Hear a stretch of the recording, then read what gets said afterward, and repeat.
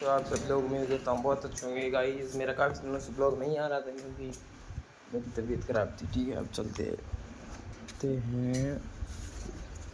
काम चल रहा है हमारे पे, देख सकते हैं ऊपर है। ठीक है, काम चल रहा है ऊपर। अभी तबीयत ख़राब थी और कोई सपोर्ट भी इतना नहीं था, तो इसलिए ब्लॉग नहीं आ पाया। करते हैं स्टार्ट।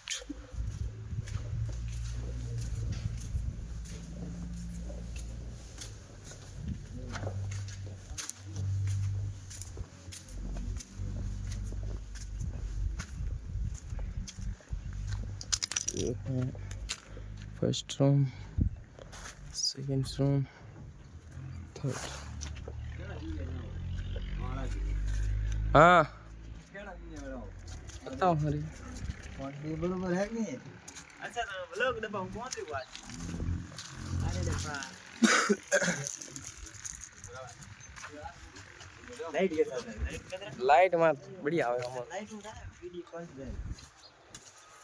क्वालिटी ऐसी भी 1000 करोड़ है।